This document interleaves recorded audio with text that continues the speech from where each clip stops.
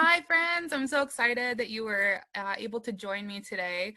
I'm Abbie from the Wisconsin Maritime Museum, Director of Education and Public Programs, and we were sort of talking and thinking, the three of us, we're friends, but also museum workers, about what museums can do during this time and all the time to be more inclusive, especially to Indigenous people that are here in Wisconsin. So I gathered the three of us together, one, because I just want to hang out with my friends, but also because I really appreciate the perspectives that you both have and the work that you're both doing. So thanks for joining me. We'll go around and do introductions, and then Heather's going to open us up with a land acknowledgement. So I'm Abbie, pronouns she, her, hers, from the Wisconsin Maritime Museum. Great. I'm Jenn. My pronouns are she, her, hers, and I am Curator of Social Studies Education with the Kenosha Museum campus. Hi, I'm Heather, pronouns she, her, and hers, and I am the Director of Cultural Affairs for the Stockbridge-Munsee community. Great, thanks. I know we all think it's really important to acknowledge the land that we're on. So Heather, do you want to open this up with a land acknowledgement for our state? Yes, absolutely. So this is for the entire state of Wisconsin, because that's where we're at. It is with gratitude and humility that we acknowledge that we are learning, speaking, and gathering on the ancestral homelands of the Ho-Chunk, Ojibwe, Potawatomi, Menominee, Lakota, Kickapoo, Miami, and Peoria, who are the indigenous peoples of this land. We also pay respect to the tribes who, after forced removal, now call this land home, the Oneida and the Stockbridge-Munsee. We pay honor and respect to their ancestors, past and present, as we commit to building a more inclusive and equitable space for all. Perfect. Thank you so much. Of course.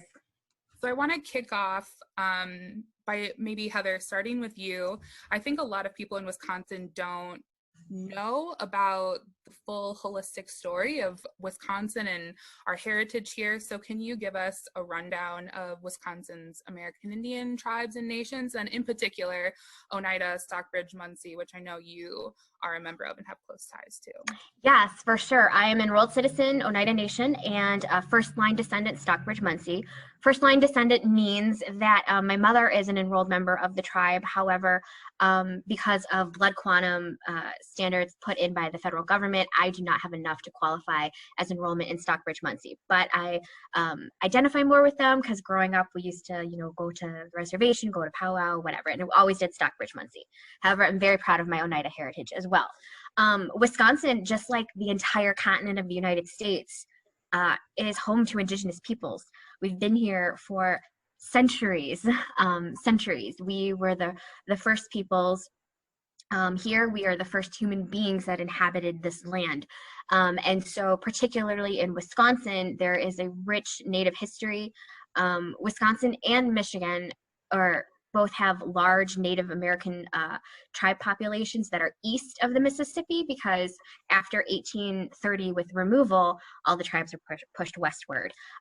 In particular, what I want to point out, what is really super exciting about Wisconsin and their Native history, is that the Menominee Nation that lives here has the rare distinction of still actually living on their ancestral land. So while their land population has gone down, they don't have as much. Where their reservation is, which I'm about 15 minutes from, is still part of their ancestral land that was picked by Chief Oshkosh. Stockbridge-Munsee and Oneida were what we call the New York tribes, and we were pushed westward after the Revolution, American Revolution. After we helped the Patriots win the American Revolution, we were pushed westward, and it is because of the Menominee that both the tribes that I am a part of, that I call home, gave us our home, because we are living on lands that were ceded by the Menominee to us in particular, so we could find a place to call home. And Stockbridge-Munsee, what is unique about them is we are a band of the Mohican tribe. So we are the Mohicans that you read about of lore, and this Last of the Mohicans and all of that fun thing. We're it. We are us. We also are comprised of several other smaller tribes that were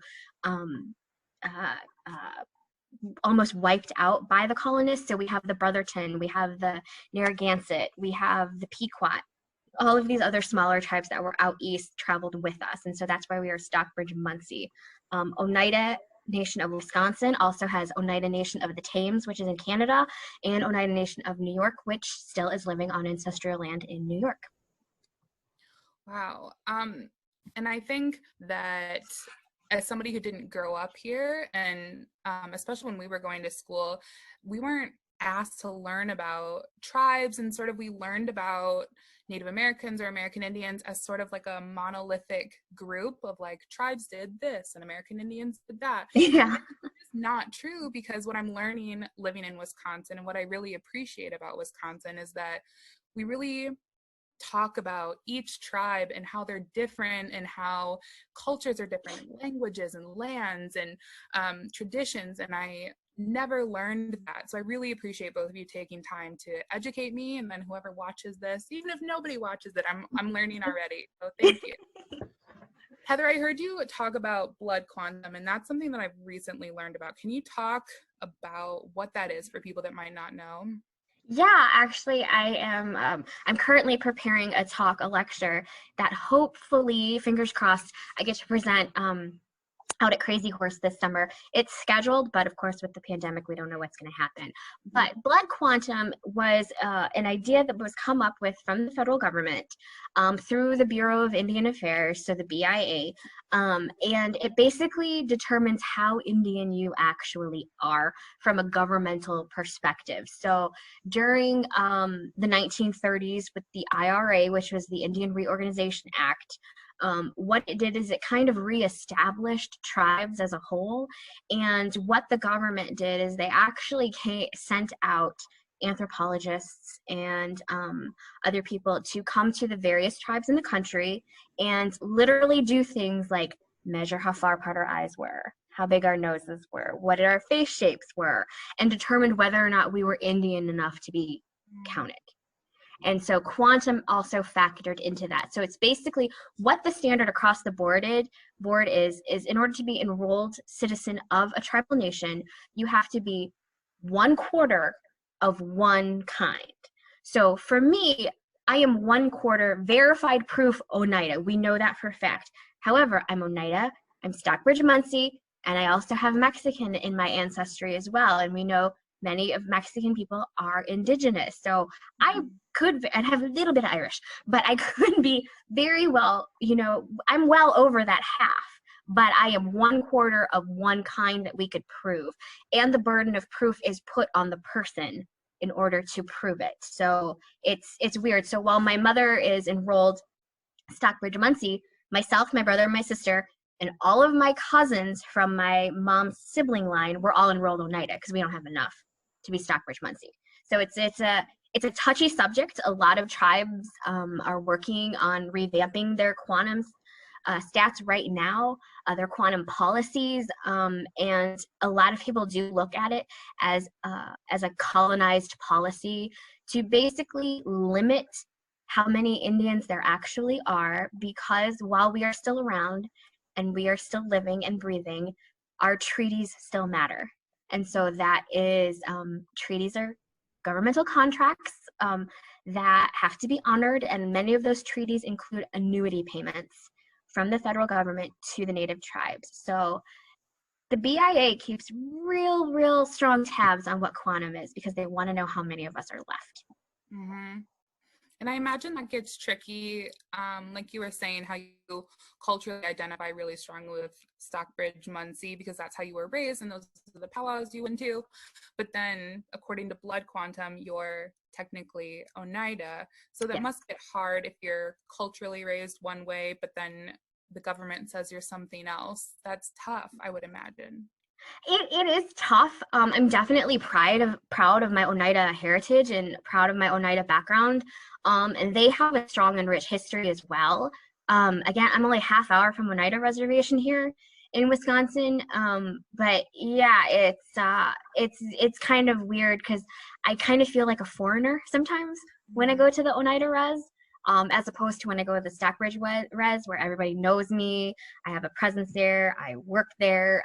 But even before working there, I definitely strongly identified more with Interesting. Yeah. So I think that it's great that we're telling people about this, but I'm also excited that Wisconsin has Act 31, which requires that students learn about this. And I know, Jen, this is something that you take on at the Kenosha Public Museums. Can you talk about Act 31 and sort of what you're doing in your museum to help teachers with that? Sure. Wisconsin is one of the very few states that actually have any kind of legislation on the books about American Indians being taught in school. So that's really great and really progressive. This happened in the 1990s. And Act 31 is basically referring to the requirement that all public schools and pre-service education programs have to have instruction on the history, culture, and tribal sovereignty of the Wisconsin's 11 federally recognized tribes. So we do have 12 tribal nations that call Wisconsin home, but 11 are federally recognized. So they focus on those 11 federally recognized tribal nations and tribal communities. And it really is introducing the students to not just the history, but also modern American Indians too. So in my museum, we bring in speakers. There's an amazing resource on the Department of Public Instruction's website, American Indian Studies, that outlines the whole Act 31, what's covered, what's expected, and then also resources for teachers or families that want to introduce this topic to their students. Great. And I think a lot of what you do that I appreciate is building partnerships with actual tribal members. And I think just like working with any group that's been historically marginalized, best way is working with the people, not for them without involving them. Can you talk about some of the partnerships that you both have been a part of on sort of both ends? So as a tribal member and as a museum educator, what have you been involved with that's been awesome? Sure. I worked with Heather. That's actually how we met. So she was hired to do an event that wasn't put on by my museum, but was hosted at my museum. So I went to it because I knew that Heather was working on some history of different tribal nations of Wisconsin. And then we became friends from there. And I brought Heather in to give a few presentations about different histories. And also we were going to do more modern, but unfortunately this shutdown has kind of stopped that for the time being. Yeah. But I've worked with a few youth of different nations, tribal nations, who put together exhibits on their own heritage, their own history, and their own culture. And they were on display for one day at my museum. We've brought in different speakers and writers to represent and tell their own stories. And I feel personally that I can't be a voice for anyone, but I definitely can be an amplifier. So if I can bring in the tribal community to tell their own stories, I'm excited to do that, because that is something that we can give them platforms, give them stages, and allow them to tell their own stories and not kind of have someone tell it for them. Yeah, I love that. Heather, what about you, other than working with Jen? I know you're always moving around and speaking and doing stuff. I am. I actually, so I got my start, I guess I could say, by doing lectures. So lecturing on Native American history, whether that's at universities, museums, libraries, etc., wherever people have that thirst for knowledge. So yeah, as Jen was saying, I did first meet her for an event that I was doing for another organization at the Kenosha Civil War Museum. And then from there, you know, she's invited me to come back several times. I was actually supposed to go back there this past March, but we're hoping this summer, yay. And but in addition to that, universities have brought me in a few times. The University of Michigan, the University of Wisconsin at Oshkosh, and the University of Wisconsin-Madison have brought me in a few times to partner, whether it is with their Indigenous student group or actually at UW-Madison, I partnered with their PAVE organization to talk about sexual violence within the Indigenous community. So anywhere where I can be a voice, I try to do that as much as possible. But in my own facility, we border the Menominee Reservation. And so what I like to do is anytime I can partner with them or bring in, again, in March, we were supposed to host an event on climate change and our speaker was a Menominee, and I reached out to her personally because she was a Menominee, and I wanted to incorporate more of the tribes that surround us in. So even though I am an Indigenous facility, I try to be mindful of the fact that there are other Indigenous tribes around us that we want to be inclusive with as well. And Jen, you were telling me just in a side conversation that we were having ago about how meaningful it is to students when they come to the museum and they see their stories reflected. There was something, what was it, where a student, something happened and he's like, yes, that was Ho Chunk land or something like that, right? Yeah, it was an archaeological discovery. Oh, And so I worked with students from different nations that kind of came together and did this project. And we were giving them a tour of the museum beforehand. And in Kenosha, we have historic records and archaeological evidence that the Potawatomi were here for a great chunk of the fur trade. They were the main nation that called Kenosha home. Kenosha is a Potawatomi word. And so a lot of our exhibit is actually dedicated to the Potawatomi, and we worked with the Forest County Potawatomi when it was first installed a long time ago. Didn't work there, but it's really great that even back in late 1990s, we were working with the tribal nations themselves. And so we were giving these students a tour, and one of the archaeological discoveries, they asked where it was, and I said, well, it was found here. We can't, it's very old. We can't, you know, definitely say what tribal nation it belonged to. And he just went, yes, Ho Chunk land. And so it was so nice to see that connection and that tie for that student to make a relevant this something in a case to their life, because I think sometimes we see that in museums, but a lot of times museums don't necessarily get that with Indigenous communities. Mm-hmm.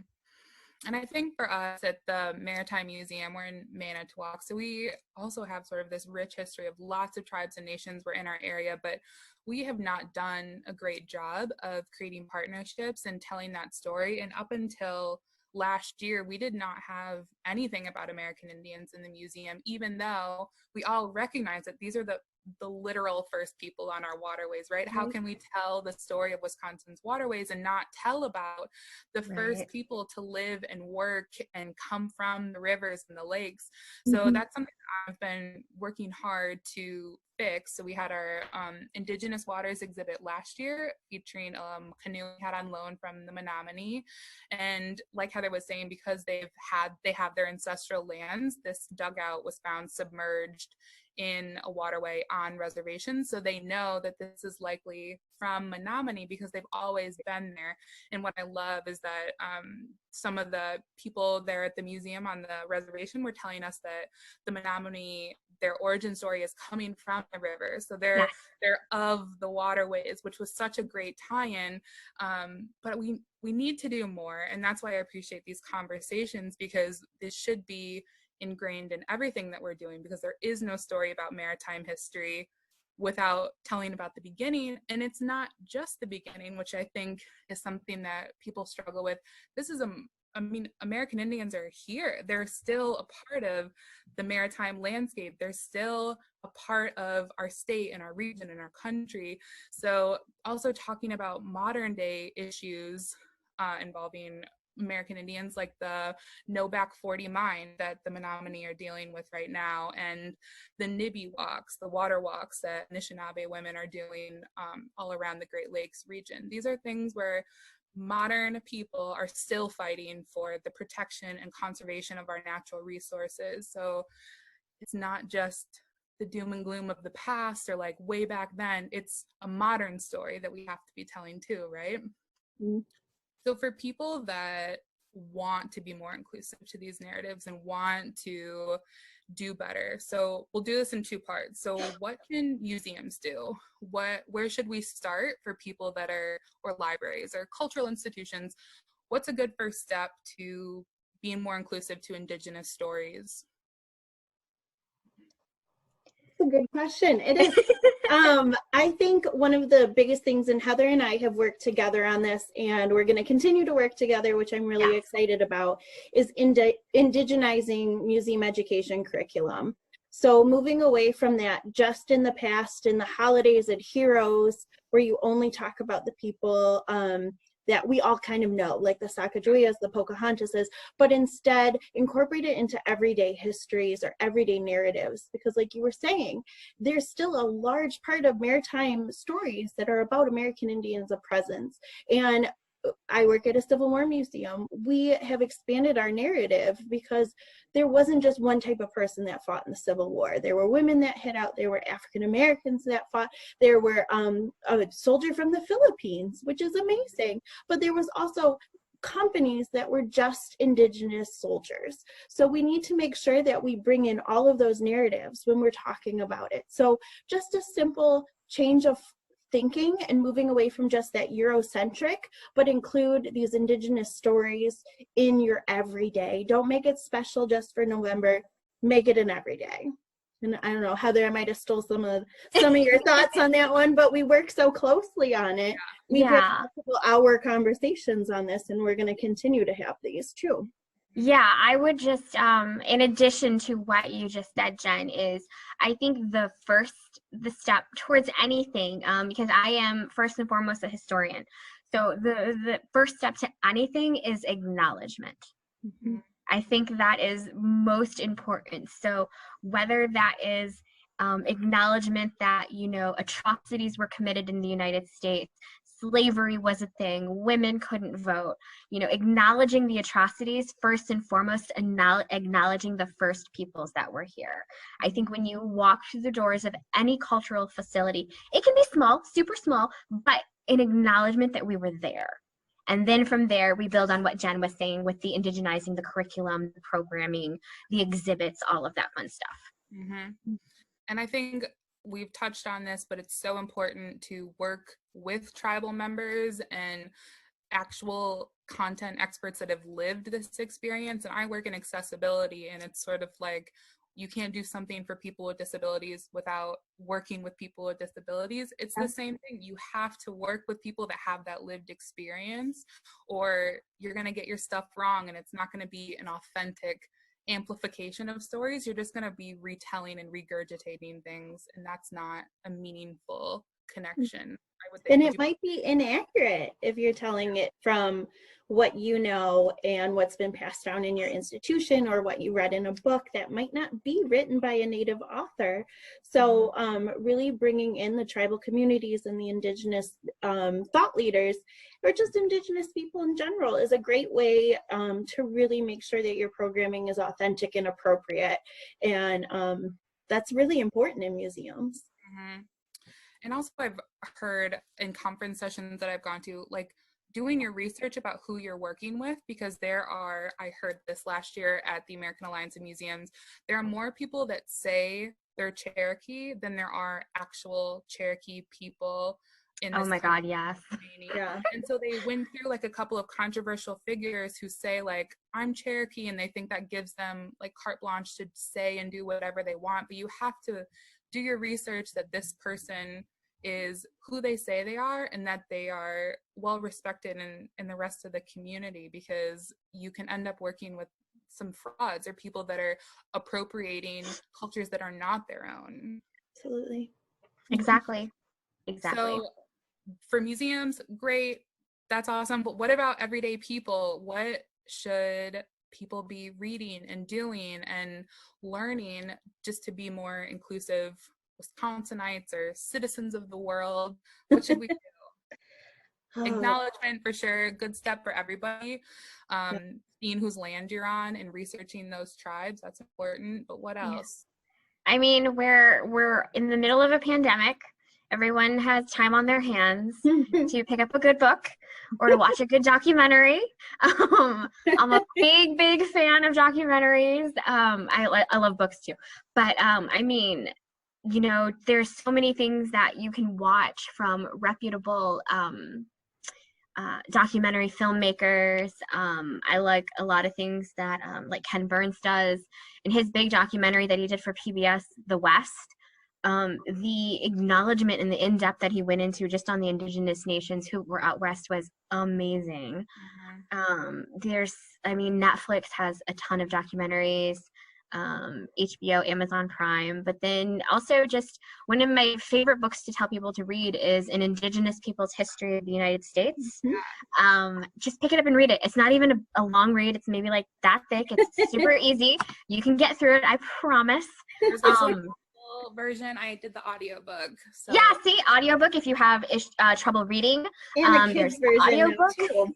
There is a kids version. Yes, there is, which is super exciting.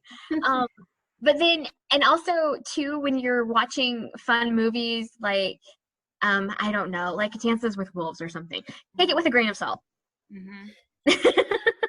Don't take everything you see as fact.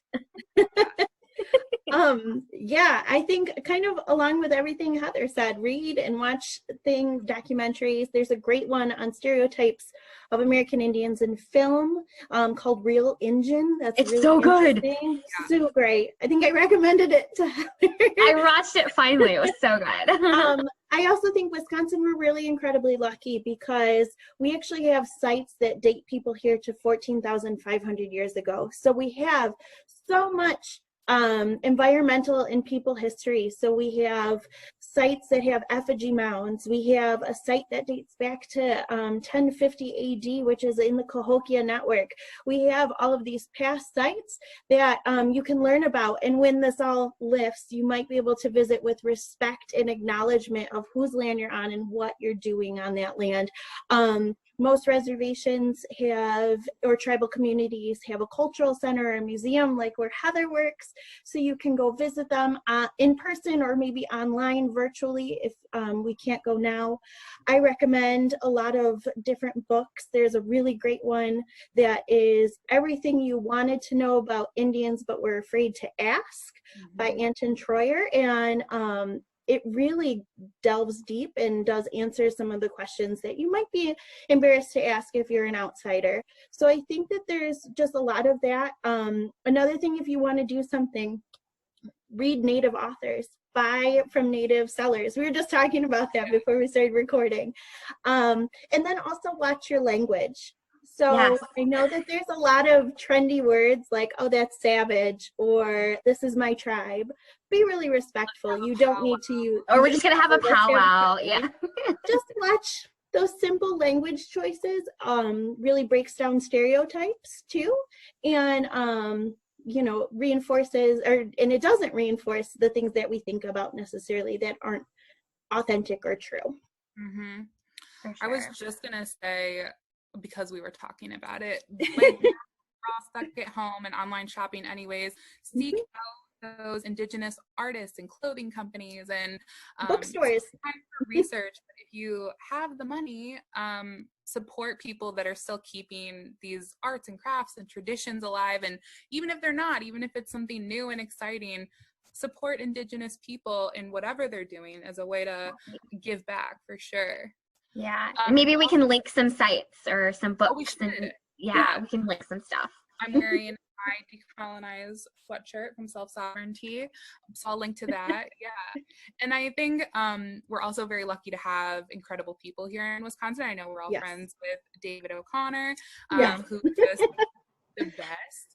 So he has a ton of online videos and resources on the Department of Public Instruction website. There's you are homeschooling parents right now, there are lesson plans and curricula available online for free. There's crafts, there's videos, all kinds of stuff, all just for free. It just takes some time, and we'll compile some of those when we for sure. Because along with David's DPI page, there's also WisconsinFirstNations.org, which we can put, and then theways.org, and then videos on Wisconsin Public Television that focuses on all of the histories, and they're really, really well done. Yeah.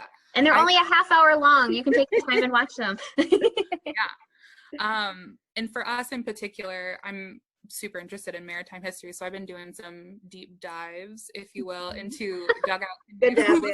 And I have found some great resources on how they were made and how they're so well preserved under the water that you can see like the original tool marks and how they slowly changed over time. And when you think about that, dugout canoes were the first seafaring vessel in the world, and all other vessels were based on Native American canoes. I mean, the impact is incredible. So it just sort of blows my mind that, 12,000 years ago, American Indians or Indigenous people came up with this thing, and it has changed the course of history. I love that. Awesome. All right, my friends, any final words before Zoom kicks us out of here? We might have to do a part 2. I think, we've read a lot of the same books. We could talk about a book or do a documentary, like a watch party, and, do a documentary watch together, anything like that. I just lovely like hanging out with you guys. I know. Yeah. Thank you so much. And this, more to come, right? There's always more for sure. Yeah. So thank you, friends, and I will see you soon. Thank you. Bye. Bye.